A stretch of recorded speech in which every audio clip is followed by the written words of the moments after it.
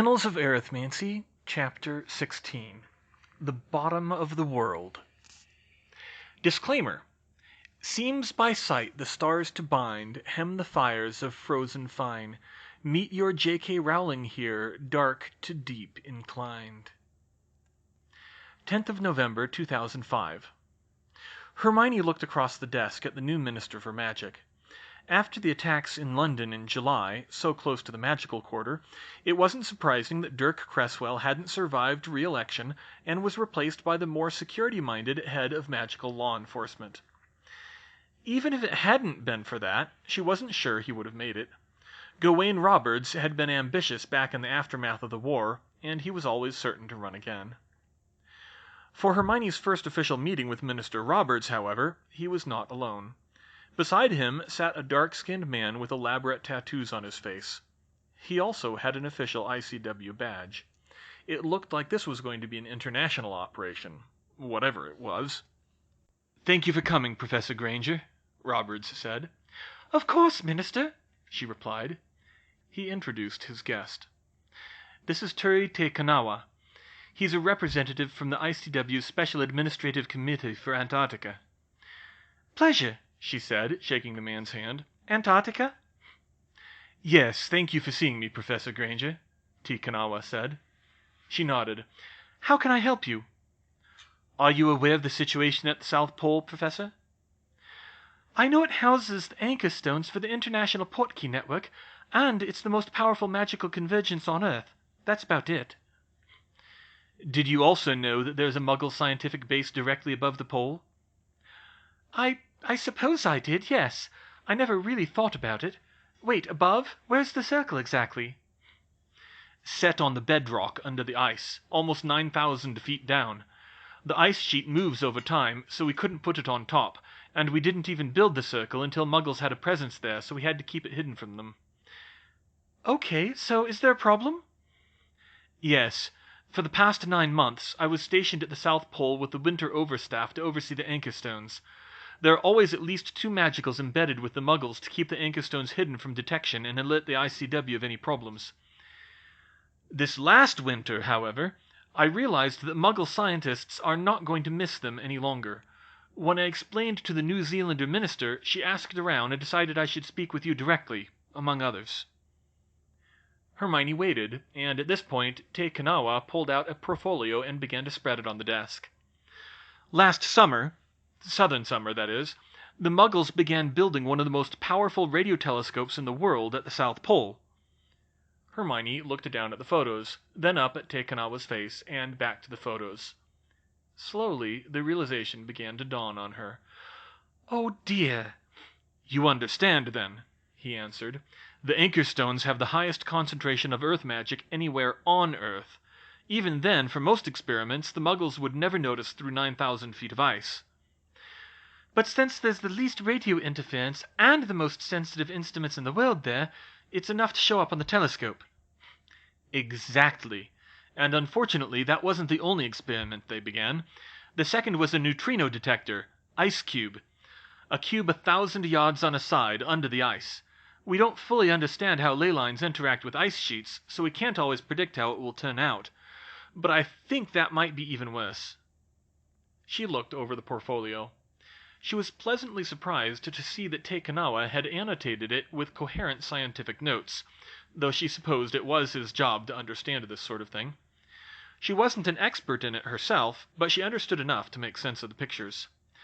From these photos, it doesn't look like this is the first radio telescope they've built there," she pointed out. "It's not," he said. "The Muggles have been doing this radio stuff at the South Pole since the 80s, and every time they do a new experiment, it gets harder to block the interference. We can't do it anymore with the current setup of the stone circle." "Yes, I can see that.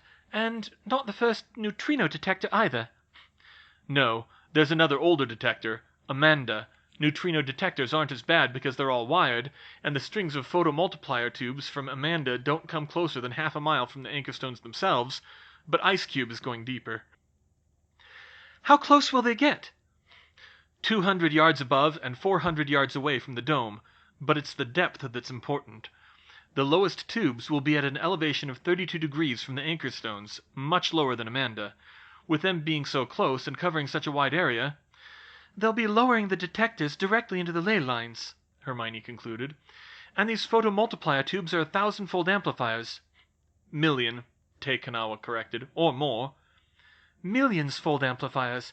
That close to the most concentrated magical field in the world, even a tiny leakage of magic would blow them out at that distance. You're right. Something will have to be done to bend the ley lines away from the experiments or otherwise block the magic. Is that safe, Professor Granger? Minister Roberts cut in. You showed the weakness of bending ley lines in the war. Yes, I did, but 9,000 feet under the ice and 2,000 miles from civilization around the strongest concentration of magic in the world? We can compensate for that weakness with proper planning. Takanawa smiled in a way that made Hermione uneasy.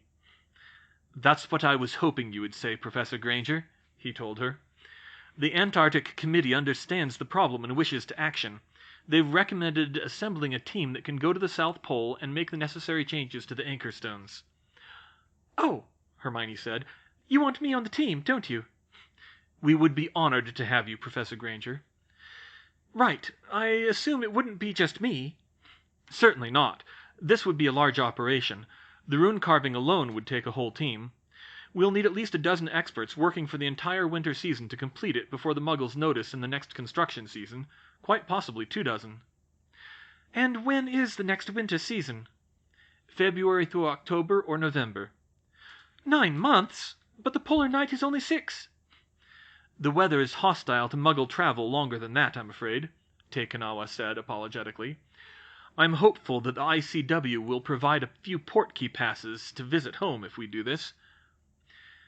I feel like there should be a "your mission should you choose to accept it" in there, she quipped, but Takanawa just shrugged. Hermione sighed. She enjoyed traveling the world and solving new challenges, but spending 8 or 9 months at the coldest and darkest place on Earth wasn't her idea of a pleasant holiday. Still, this would probably be the largest magical engineering project of her generation in the world, not something to be passed over lightly. I'll have to talk it over with my husband, Mr. Takanawa, she said, but you can put me down as interested. Bloody hell! Antarctica? George exclaimed. Hermione winced slightly. It's the South Pole, she said. The International Portkey Network. Yeah, I get it. But still... He took a deep breath. They want you to go and spend 9 months in Antarctica? Us. Come again? They want us to go, she said. George looked her in the eye. They really said that? No, I'm saying it. George responded to that by kissing her. I'm not sold on this, mind, he added a minute later. So if I understand this right, the Muggles are doing experiments that will detect the magic running through the South Pole if we don't do something to hide it? Yes, that's basically it, Hermione said. And I take it this is a big, once-in-a-lifetime magical project? She shrugged. Once in a generation, at least. And they need you to make it work? I don't think I'm essential, but I do think I would have something to contribute. George glanced out the window of their flat and sighed softly. You know I enjoy traveling, Hermione, but still, 9 months straight through the Antarctic winter? Can't be helped, she said. But I can talk to Sirius and Remus about enchanting some mirrors to call home, and there should be portkey trips for visits, well, most of the time. What does that mean? We'll be working on the portkey network. International portkeys will be intermittent for a lot of that time, sometimes shut down entirely. I'll have to ask about the Quidditch World Cup. The magical world would grind to a halt if that were disrupted. I'll say, he replied, wide-eyed. Are you sure this is safe? Safe? No, it's the South Pole, but safer than a lot of things we've done in the past. George rolled his eyes. That's not saying much. All right, I can understand the trip, he said. But there is our house, you know. Didn't you want to finish that? Hermione nodded uncomfortably. I thought of that. The builders should be able to do a lot of the construction while we're away, and we'll be able to check on them from time to time. It might slow us down, but I think it's worth it. George thought about this and then pulled her into a hug. Okay, I can see how important this is to you, so you can count me in. Besides, how bad can it be with the ICW backing us up? She smiled and kissed him again. Thank you, George. Although we will have to figure out how we're going to explain it to Mum. Hermione groaned. 15th of February, 2006. The team wasn't fully assembled for the first time until shortly before the Antarctic winter was to start. Hermione looked around the meeting room at the ICW headquarters in Switzerland. There was a couple dozen of them in total. Patricia Rakepick and David Anderson were there, but those were the only ones she knew personally. Hermione had brought no fewer than 3 people to the team: Hermione herself, George, and her new apprentice. Shortly after accepting the post, she had put an ad out for a new apprentice. She figured she should give some young arithmancer the opportunity to participate in this once-in-a-lifetime experience. Applications had poured in from all over the world, and after interviewing a few, she had chosen a young Beauxbatons graduate named Musa Kama. George wasn't the only spouse in the group, but there weren't many of them, and she'd had an easier time selling him for the team because of his own experience as an artificer. It would be good to get an out-of-the-box perspective like his, she'd said. Hermione was expecting either someone from the ICW proper or someone from the Antarctic Committee to speak with them, but the woman who addressed the group, one Ingrid Nelson, turned out to be the Minister of Magic for New Zealand herself. I want to thank all of you for agreeing to join the 2006 South Pole Winter Over team, Minister Nelson told the group. For those of you who don't know, as the New Zealand Minister, I am also the head of the Special Administrative Committee for Antarctica, and while you are at the South Pole, you will legally be under New Zealand's jurisdiction. I don't expect any problems to come from that, but it's good you know, just in case. All of you have accepted a very important task, she continued. This will be one of the most complex operations we've ever run in Antarctica, and a vitally important one to maintain the statute of secrecy. It is essential that we divert magical interference away from the ice above the anchor stones while maintaining the integrity of the Portkey network, especially during the Quidditch World Cup. We called you in today because the Muggle South Pole Station is now going into a soft close. You will be going in at the same time as the last flight out so that no summer visitors will see. That's currently scheduled for the 24th, but from this point you'll need to be ready to go on short notice. This is an unusual situation this year, because you will be about a third of the winter over staff at the South Pole. Adequate quarters are of course available from the summer staff. Now wait just a minute, Minister. It was Patricia Rakepick who cut in. If we're going to be a third of the people working there and working full-time on runes, how are we going to keep that secret from the Muggles there? The statute of secrecy will be suspended for this operation, Nelson said, and several people gasped. There is simply no way to keep this secret from them on site. It's not a large building. All of the Muggles at the station will be allowed in the know and sworn to secrecy, most likely through magical contracts. This may come as a surprise to some of you, but the statute of secrecy is not very strongly enforced at the South Pole. The long months of profound isolation and the need for regular monitoring of the anchor stones makes it hard to stay hidden. There are always at least 2 in-the-know Muggles at the station, and this won't be the first time we've let the entire winter over staff in on the secret. Hermione and George were surprised, but it made sense. 24 people would be hard-pressed to hide in the shadows of a building that, from what she'd read, was the size of an average department store for 8 or 9 months, even with magic. It was a very interesting arrangement that she hadn't seen before, and ironic that they were suspending the statute of secrecy to preserve it. She was suddenly eager to see how it worked out.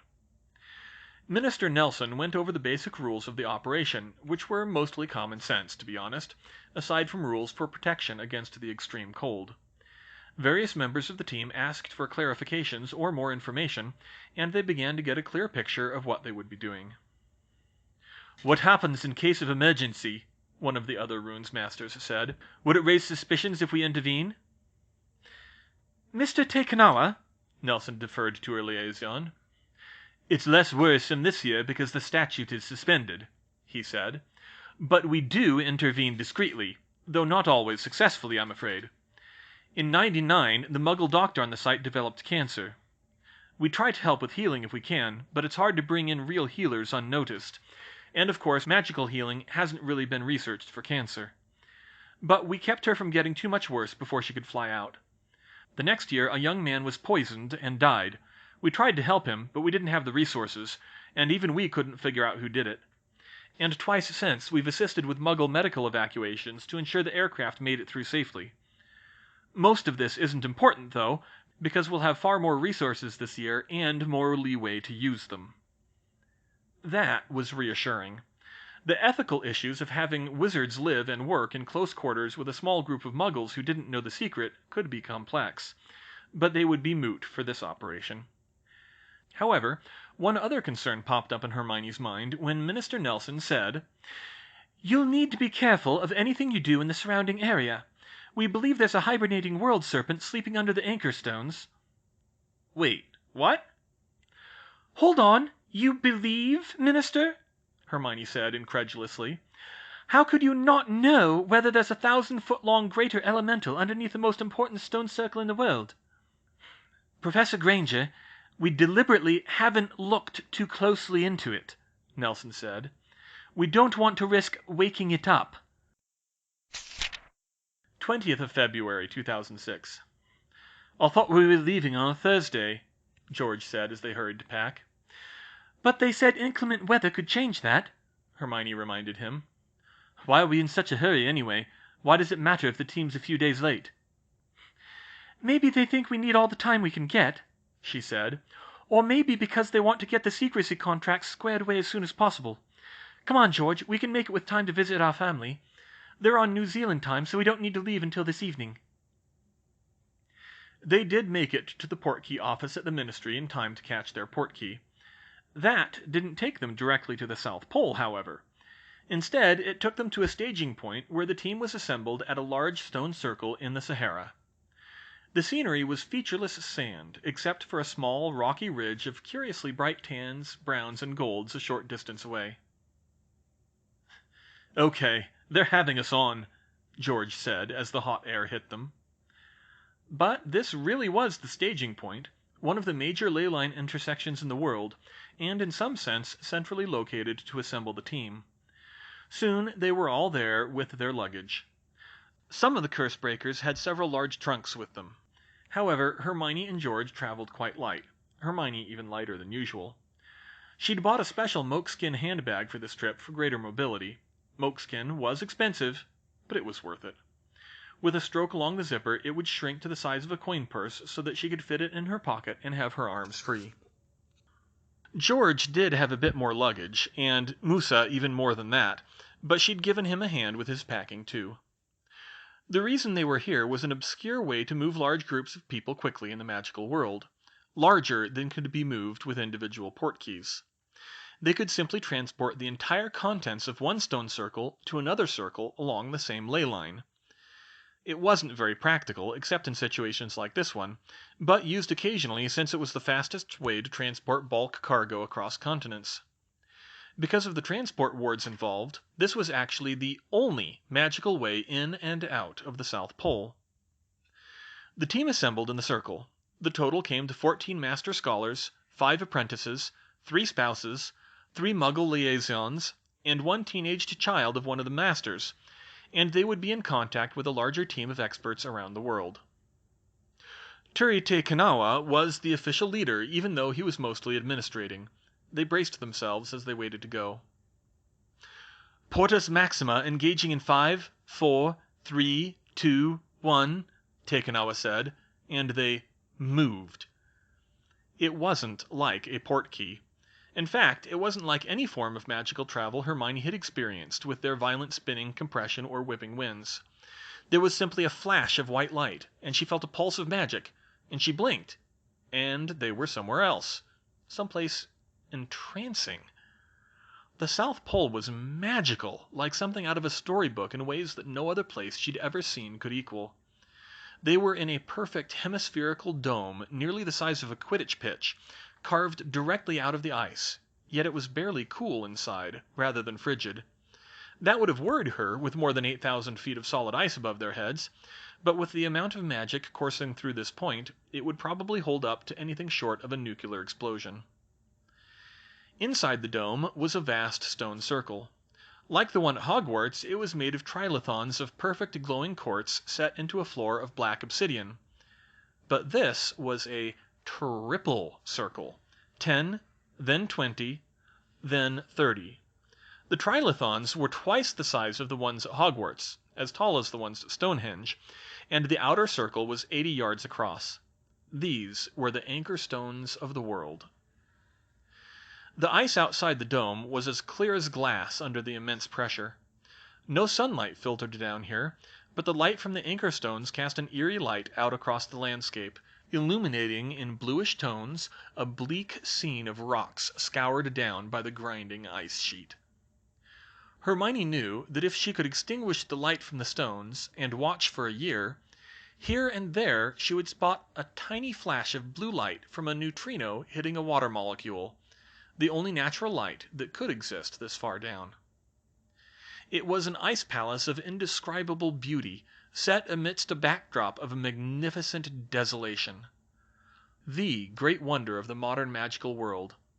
And they had 8 months to improve it beyond what some people thought possible. This is more than I ever expected, George whispered. I've never seen anything like this, Musa said in awe. He gazed out at the landscape.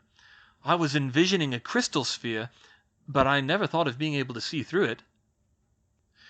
I know a lot of curse breakers who would kill to stand here right now, said Patricia Rakepick as she admired the anchor stones. They keep this place well guarded. The whole team looked around, amazed at the sight, but Takanawa said, I'll go up and see if they're ready for us. Once you've visited the station, you'll be able to apparate in and out of here from anywhere, but they have a designated area for it. He vanished, and a few minutes later he returned and said the station was ready. They took portkeys up to the surface in groups of 5 or 6. Shorter hops than anyone would normally take, but it was the only way up. There was no magical lift that could run that far. They landed in the reception area of Amundsen Scott South Pole Station. Several of the team yelping in pain from their ears popping. They'd have to remember the pressure differential, Hermione thought. The anchor stones were at sea level pressure, despite being fully enclosed. When they had all arrived, a middle-aged woman with tied-back brown hair appeared, wearing a jumper that said, Antarctica, on the front. Welcome to the South Pole, she said. I'm Liesel Schörnthaner. I'm the winter site manager for this year. Despite her name, she had an American accent. She looked over the group. This is the entire magical team, I hope? They nodded awkwardly. Good. I and a few others have been read in past years, but this is going to be interesting explaining to the rest of the winter overs. Most of them are in the cafeteria now. I explained the basics to them and gave them a demonstration right after the plane left, Takanawa added. I think some of them still don't believe it, so we'll do a more detailed briefing now, not to mention working out the secrecy contract. Don't worry, we're sensible here, Schörnthaner assured them. Most of us as scientists will believe what we see. It's just that I'm sure some of them are thinking their memories are playing tricks on them right now. We'll make sure everyone's on the same page and take care of the contracts, and then we can move on to movie night. Movie night? Hermione spoke up. Yes, ma'am. She checked a stack of files. Dr. Granger, is it? Hermione nodded. You see, we have a tradition that we do every year after the last flight leaves for the winter.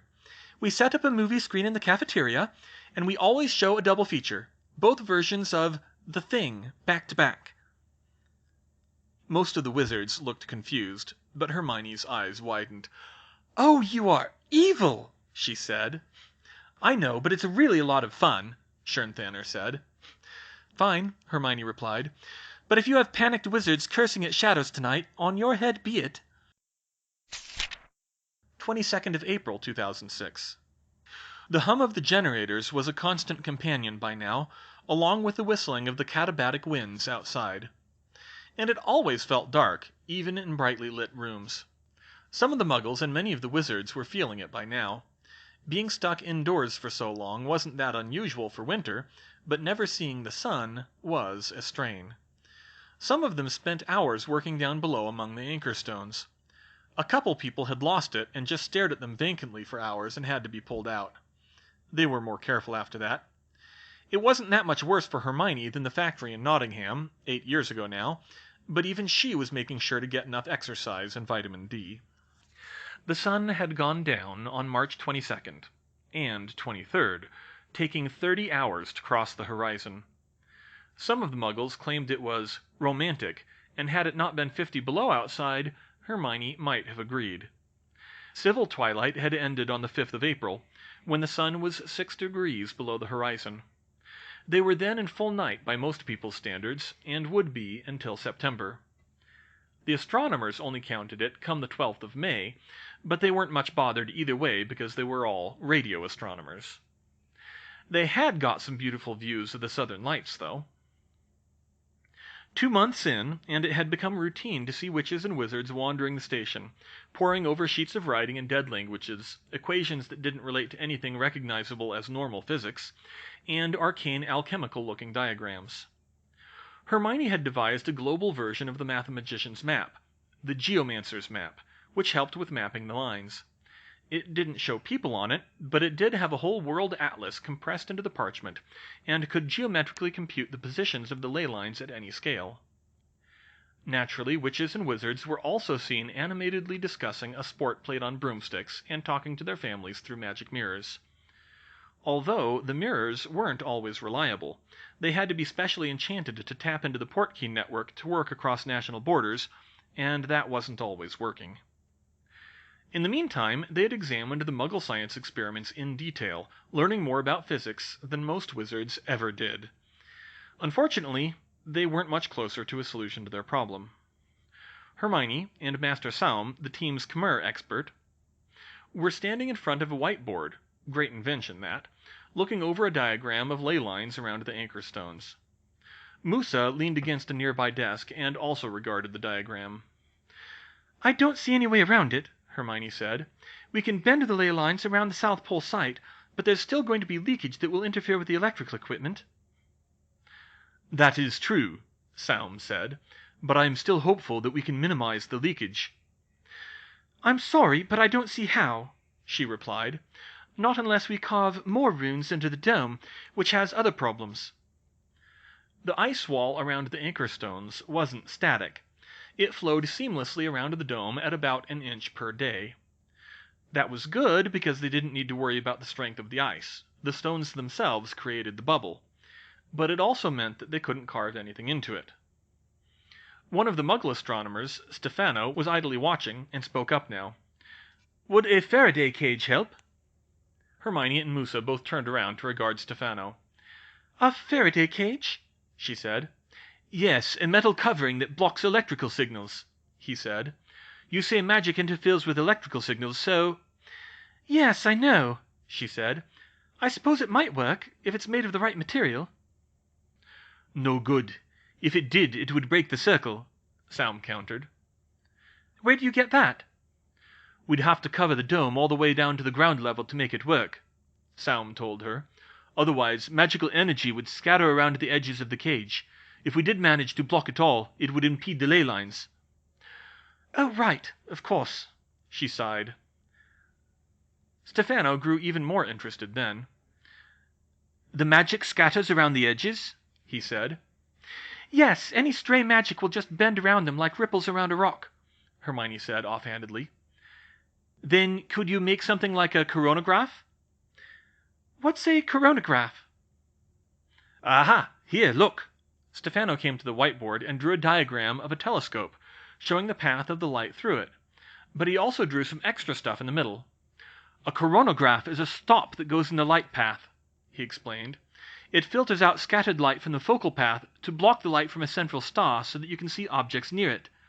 There's one on the Hubble telescope, and they're talking about using them to hunt for planets." Saum studied the diagram in confusion. "How does that help us, though? What we're trying to do is completely different." "I'm not so sure," Hermione spoke slowly. "Magic is an energy field. We usually think of it as a fixed ley line grid, but it's not. It pulses and flows in currents around the world. It interferes with electricity.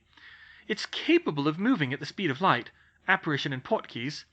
It's superficially like an electric field, but the ley lines form a grid, not loops running from sources to sinks." Whoa, whoa, whoa, Stefano interrupted. You're saying that magic is an energy field that can be described like electromagnetism? Not exactly, but changes in the field produce waves, which dissipate into the environment and can influence other things. That's very interesting. You really should talk to the neutrino people about this, Dr. Granger. Someone who knows more quantum physics than I do. Who knows? Maybe you'll find the key to the theory of everything. I suspect it'll raise more questions than answers, but I'll make a note of it, she said. Musa had still been studying, but he spoke up now. I'm not sure I follow, Hermione. Spells travel at different speeds and a lot slower than the speed of light. How does that connect? Because spells themselves aren't waves, she said. They're self-propelled and self-sustaining magical fields. It's not something you can do with electromagnetism. Think about a whirlpool in water. The whirlpool sends out water waves whose speed is determined by the physical properties of the water, but the whirlpool itself can wander about at random. It'll spin itself out as it loses energy, but spells do the same thing. Oh, I see, Musa exclaimed. Spells and magical effects usually travel slowly, but if we successfully bend the ley lines away from the station, the leakages are going to be waves that travel at the speed of light. And, he looked over the diagram of the anchor stones, most of those waves will be at resonant frequencies with the stone circle, because pulses in the currents of the magic hit resonances between the circles. Like resonant circuits, Hermione clarified to Stefano. Sort of. Not really. Never mind. Most of this wasn't new, but it was something magical theorists rarely paid attention to. It was important for portkeys and long-distance communications like mirrors, but not for most practical applications like spellcrafting and curse-breaking. Ergo, it was the new angle they needed. Yes, Saum started to catch on. Those waves will be on a smaller scale than the stone circle, half wavelengths equal to the gaps between the stones. Hermione nodded decisively. And if they're smaller than the circle, we can block them with a coronagraph the size of the dome. We can? Musa understood at once. Of course, alchemical shielding? Alchemical what? Stefano said. Alchemical shielding, Hermione told him. I invented it years ago as a way to contain dark artifacts. Thin sheets of gold, titanium, and tungsten pressed together that can block active magic. This could work. Stefano, can you call the other astronomers in here? I think we're on to something. 31st of July, 2006. Hermione and George appeared at the center of the anchor stones of Hogwarts, portkeying back from the South Pole for one of their authorized visits. Harry and Ginny were there to greet them along with Professor McGonagall. Happy birthday, Harry, Hermione said. Thanks, he replied. It's good to see you two. And Ginny ran up to them and hugged both of them. Good morning, Professor McGonagall, Hermione added. Good morning, Professor Granger. How's the South Pole project going? It's coming along pretty well, she said. We had a slow start, but we're back on schedule. Of course, we're all but off duty now until the Quidditch World Cup is over. But it's been very different. Working that closely with Muggles, even for me, it's not in my experience. McGonagall looked interested and perhaps a little concerned. And the Muggles haven't caused any problems? Oh, not at all. The Muggles are completely geeking out over magic. They love it. Really? I wouldn't have thought so many Muggles who have no connections with our world would be so positive, I guess. Hermione smiled. I was never concerned. They're all scientists down there. Pretty much all of them have read The Lord of the Rings and seen the films, and many of them read other fantasy. Once I actually proved magic exists, they were as passionate about learning about it as, well, me. McGonagall's eyes widened. Merlin, help us, she said. Hermione giggled. Maybe, but the fact is, not one of them would admit to thinking magic is wrong. I feel as safe there as I do anywhere in the magical world. Goodness, how times have changed. I wish you luck on the rest of your project. Thank you, Professor, although for now we're taking a break. Can't have portkeys getting blocked right now. No, we definitely can't, Ginny agreed. Have you been following the World Cup? Fleur's convinced France is going to win the whole thing. Well, they might, Hermione said, although I've got a good feeling about Burkina Faso.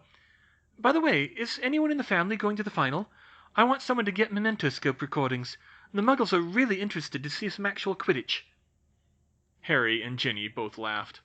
"I don't blame them," Harry said. "We'll see what we can do." "But right now, let's get to the party," Ginny said. 10th of October, 2006. Internet at the South Pole came by satellite, so it was a bit slow, but it was fine for Hermione's purposes. She didn't have that much free time anyway, with their work on the Anchor Stones nearing completion. Today, however, one of the headlines shocked her, and it sent her scrambling for her and George's magic mirror. North Koreans say they tested a nuclear device. "Oh God," she whispered. The United States Geological Survey said it had detected a tremor of 4.2 magnitude on the Korean peninsula. 4.2, how much is that? She scanned down the article until she saw an actual estimate. Most of the world's seismic networks that look for nuclear blasts are designed to detect explosions as small as 1 kiloton, or equal to 1,000 tons of high explosives. On instruments for detecting earthquakes, such a blast would measure a magnitude of about 4, like a small tremor.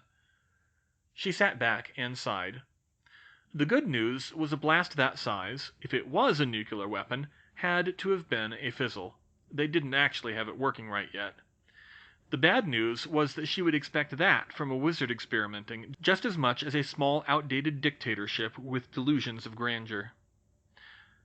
Dr. Granger," one of the Muggles said nervously, "is this bad? Like, is there magic involved or something?"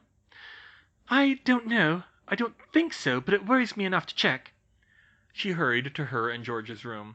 "George, I need the mirror," she said. He handed it to her. "Something wrong, Hermione?" "Maybe. It's in North Korea, so it's not that urgent, but I want to check. Harry Potter." Harry's face appeared a minute later, looking surprised at the unexpected call. "Hi, Hermione. George. What's up?" "Harry, have you seen the Muggle news today?" "No. What's happened?" "It looks like North Korea set off a nuke." His eyes widened as only a Muggle-raised wizard's could. "Are we in trouble?" he said. "Us directly? No, I don't think so. Honestly, I'm probably being paranoid. Odds are it was just their Muggle scientists, but I'd like to check. Can you get the mirror to Minister Roberts? I want to run it up to the ICW." "Yeah, sure. I'll go right away," he said. She spoke to Minister Roberts and was happy to pass the problem off to him to contact the ICW. In the coming days, the ICW investigated and determined the bomb was nuclear, but there were no wizards involved in its creation. Even so, the ICW put a closer watch on wizards connected with North Korea and uranium mines in East Asia. It would take only one Muggle-born true believer smart enough to understand Hermione's methods to cause disaster. 21st of October, 2006. "I want to thank all of you for your contributions to this project," said Turite Kanawa to the assembled team. "What you have done here this winter is nothing short of miraculous, a feat of magical engineering that many didn't think possible 9 months ago, and a critical operation for protecting the Statute of Secrecy. This revised stone circle and the shield above us will create a magical quiet zone of unprecedented depth for the most sensitive of Muggle experiments, not to mention making my job a lot easier." The crowd laughed. "To our Muggle colleagues, on behalf of us all, thank you for your contributions. We couldn't have done it without you, and I think this has been an excellent learning experience on both sides. Well done, all of you." The crowd cheered. All of the wizards and a fair few of the Muggle scientists were down at the Anchor Stones for the final activation ceremony. Stefano was certainly eager to see it. Musa was standing tall, proud of his work, as were many others. They were finishing on schedule today, the original planned date of the first flight in from McMurdo. They would still be going home today, despite the summer staff being delayed by the weather. They'd tested everything in small scale, and at partial power, and they had confirmed the accuracy of the new runes and the shielding as much as possible, but this would be the first time they fully activated the new array. A few of the wizards were nervous. Something could still go wrong. But Hermione was confident. She looked around. The custom-designed spherical coronagraph covered about half the dome, shaped vaguely like a flower, and not covering at all the bottom 20 feet. To the surprise of most of the team, it didn't detract from the scene's beauty. In fact, it livened it up some. The alchemical shielding was suspended gold-aside in, just below the dome surface by the same enchantment that excavated the dome itself. Reflecting the faceted white light of the anchor stones, though currently dimmed, the entire dome looked like a colossal crystal sunflower. "I will activate the stone circle," Takanawa said. "Ice Cube, Bicep standing by." The dome fell silent as the whole crowd waited anxiously to see what would happen. Takanawa turned to one of the trilithons and muttered a long incantation. The circle activated. The anchor stones flared to their full brightness, and it looked as if the sun shone down from the roof, bathing the whole dome in a golden light. The crowd broke into applause that thundered in the enclosed space, despite how large it was. The circle was working beautifully. But they soon quieted again. They needed confirmation from above. Hermione looked to the dark shrouded region where Ice Cube was, blocked from the direct light by a black curtain embedded in the ice, transfigured so it would give off no radiation. "It's looking good down here," Takanawa said into a mirror. "How does it look up there?" "Ice Cube," came a voice from the mirror. "The readings dropped to 0 a minute ago. We'll need a day or two to monitor, but it's a lot better than it was." "Bicep here," another voice said. Bicep was the current radio telescope on the ice sheet. "I turned the gain all the way up, and it's nothing we wouldn't see in the Atacama. There's no magical interference that I can see. I think you're clear." The crowd cheered again. The shield was working, blocking the magical interference at the surface, at least as much as they could be sure before the full instruments were built. They'd done it. They were still celebrating when the earth began to rumble and shake under their feet. They abruptly stopped and looked around. Nothing was visible, but the rumbling grew louder, and there were scattered shouts. "What's happening?" Stefano shouted. "I have a bad feeling about this," Hermione said as she dropped to a half-crouch. Bang! Screams filled the air. Bang! Bang! Bang! The noise was like cannon shots, deafening. George grabbed Hermione, and they both quickly looked up, poised to apparate out, but the dome itself was okay, still excavated in a perfect half-sphere no matter what the ice did. The ice outside, however, cracked and flowed in ways that wouldn't make any sense on the surface. "Hermione, what's going on?" George said. "I don't know, but..." Suddenly, a massive blue head with glowing eyes rose out of the bedrock and seemed to swim through the solid ice, and utter panic set in.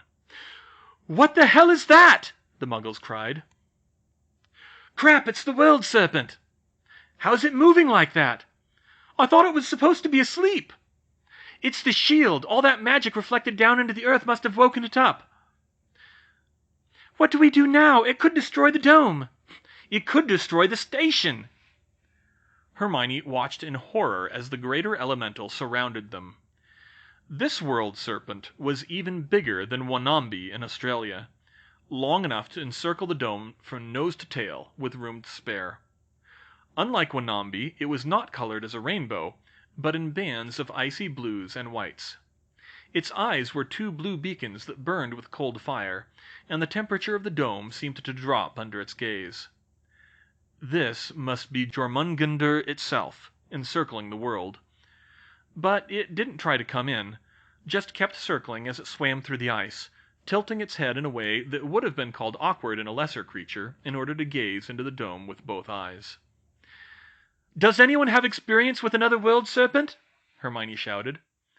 Hermione had, a little, but she dearly hoped hers wasn't the greatest of the group. Takanawa? No, Maori was a long way from Australian Aboriginal, culturally and geographically. Where were the others? Pakistan, Peru, and... Algeria! Bloody hell, the ridge!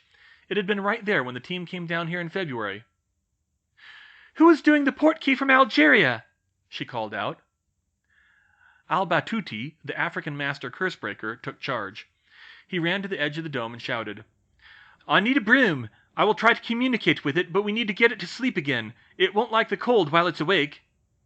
Someone tossed him a broom, and he flew alongside the world serpent's head, doing something Hermione didn't understand, and its swimming began to slow down. It didn't come to a stop, but the thunder of cracking ice subsided to a low crackling. It didn't go back underground. Then Master Hong, the only practicing alchemist on the team, also ran forward. "Everyone, wands into the earth!" he bellowed. "With enough power, we can attract it back underground." Hermione ran forward, with George and Musa beside her, and they jabbed their wands at the ground at the edge of the dome and poured magical energy into the earth. She wasn't sure what she was doing, but Master Hong seemed to know what to do to shape it into something useful. It was slow and difficult, taking minutes, and her hands cramped by the time she was done, but they kept it up until the World Serpent stopped and began to burrow back into the earth. When its tail disappeared, Al Batuti came down from his broom and relaxed. "This is it," he said. "It will grow used to the new pattern of magic and go to sleep again. It will wait for the world to turn and Antarctica to become green once more." Hermione wasn't sure about that last bit. That would take thousands of years, even if he was just talking about the Ice Age cycle. And how did it get down here in the first place? But those questions could wait. The crowd breathed a collective sigh of relief as the ground settled, and the ice outside became clear and pristine once again, like the World Serpent was never even there. "Well," George said, "lucky we didn't panic." Hermione slapped him in the back of the head.